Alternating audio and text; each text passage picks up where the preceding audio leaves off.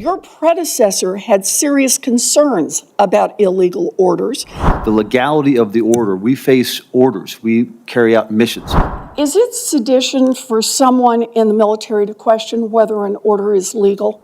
We look at all aspects of each mission, each task, each order. I'm sorry, I still can't understand your answer here. I'm just asking a very straightforward question. Senator, I have questioned orders.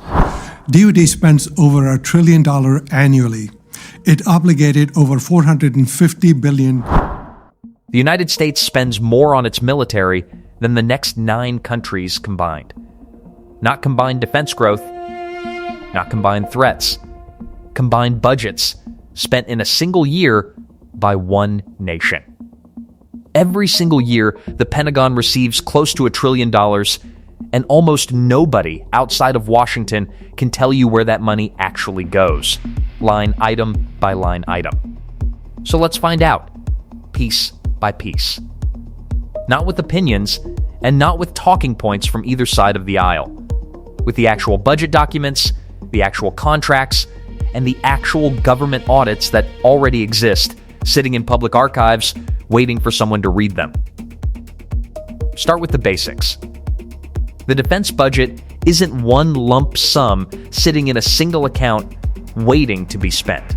It's broken into a handful of major categories, each authorized and appropriated somewhat separately, and each one tells a different story about how the military actually spends its money. The first category is personnel. This covers salaries, healthcare, housing, and retirement for roughly 2 million active duty service members, reservists, and the civilians who support them. It's one of the largest single-line items in the entire budget, and unlike a weapons contract, this money doesn't go to a corporation. It goes directly into paychecks, military housing allowances, and long-term veteran benefits that the government is legally obligated to pay for decades after someone's service ends, regardless of how the broader defense budget shifts from year to year. The second category is operations and maintenance. This is the unglamorous part of the budget: fuel, spare parts, base upkeep, training exercises, and the day-to-day cost of simply keeping a global military running around the clock. It doesn't make headlines, but it's often the single largest category in the entire defense budget. Because keeping ships at sea and aircraft flying is extraordinarily expensive, even in years when nothing dramatic is happening anywhere in the world. Then there's procurement. This is where things get interesting. Because procurement is where private companies enter the picture in a serious way. Procurement dollars buy the actual hardware: fighter jets, warships, armored vehicles, missile systems, and the countless smaller components that go into all of them. This category is dominated by a small handful of major defense contractors, and it's the part of the budget most directly tied to congressional politics, because every major weapons program comes with a manufacturing footprint that spans multiple states, multiple suppliers, and multiple layers of subcontractors. Research and development is the fourth major category. This funds the next generation of military technology, from next-generation aircraft to cybersecurity systems to experimental weapons platforms still years away from deployment. R&D spending tends to be more stable than procurement, because once a research program is funded, canceling it means losing years of technical progress and specialized expertise, which makes lawmakers reluctant to pull the plug even when a program runs significantly over budget or behind schedule. And finally, there's overseas operations. This covers the cost of deployments, military bases abroad, and ongoing operations in active conflict zones, along with the logistics required to keep forces supplied thousands of miles from home. This category fluctuates the most from year to year because it depends directly on where American forces are actually deployed, how many of them there are, and what they're doing there at any given moment. Add all 5 categories together and you get a budget that regularly approaches $1 trillion, spread across personnel, maintenance, hardware, research, and overseas commitments, negotiated and renegotiated by Congress every single fiscal year. Now here's where the politics really start. Major weapons programs are rarely built in one location. A single fighter jet program might have its wings manufactured in one state, its engine built in another, its electronics assembled in a third, and final assembly completed in a fourth, with hundreds of smaller subcontractors scattered across dozens more. This isn't an accident of supply chains.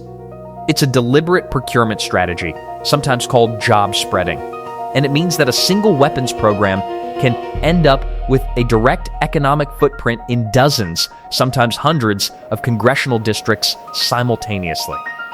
To make that concrete, a single major aircraft program can involve final assembly in one state, engine production in another, and thousands of individual parts suppliers spread across dozens of others, meaning the program shows up as a jobs number on economic reports in places that have nothing to do with where the plane is actually flown or based.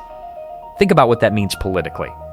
If you're a member of Congress and a major defense contractor employs several thousand people in your district, voting against that program isn't just a policy decision anymore, it's a decision that could cost jobs in your own backyard. And because these programs are spread across so many districts simultaneously, cutting a major weapons system requires convincing dozens of lawmakers from both parties to accept job losses in their own communities at the same time. This is a big part of why defense spending enjoys something rare in Washington: consistent bipartisan support year after year, regardless of which party holds the majority. It's not that every lawmaker agrees on foreign policy, it's that very few lawmakers want to be the one who canceled a program employing thousands of their own constituents. But there's a second reason defense spending keeps growing, and it has nothing to do with geography. It's built into the budget process itself. Here's how it works. Each branch of the military submits a budget request every year, built after months of internal planning and prioritization. Congress typically doesn't just approve or reject that request as written. Members frequently add funding for additional equipment, extra units, or expanded programs that the Pentagon didn't even ask for in its official submission, often because those additions benefit a contractor or a base in their own district. This is sometimes called the wish list problem, referring to a supplemental list the military services quietly submit identifying programs they'd fund if given extra money, even though it wasn't part of their official budget request to begin with. On top of that, the annual authorization and appropriations process creates a structural bias toward growth.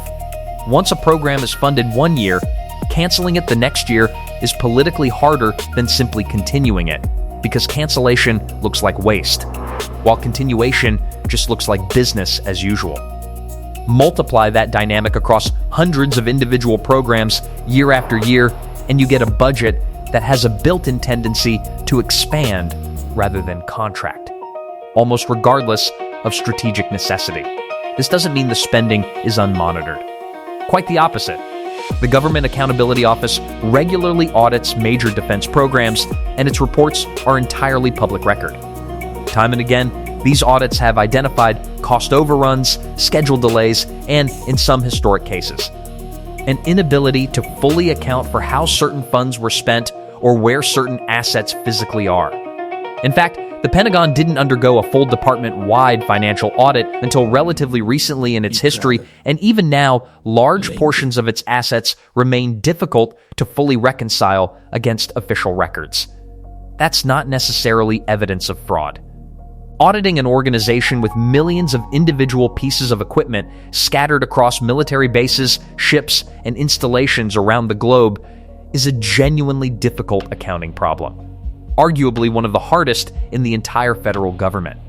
But it does mean that a budget this size operates with a level of financial opacity that would be almost unthinkable in any other type of organization spending public money at this scale.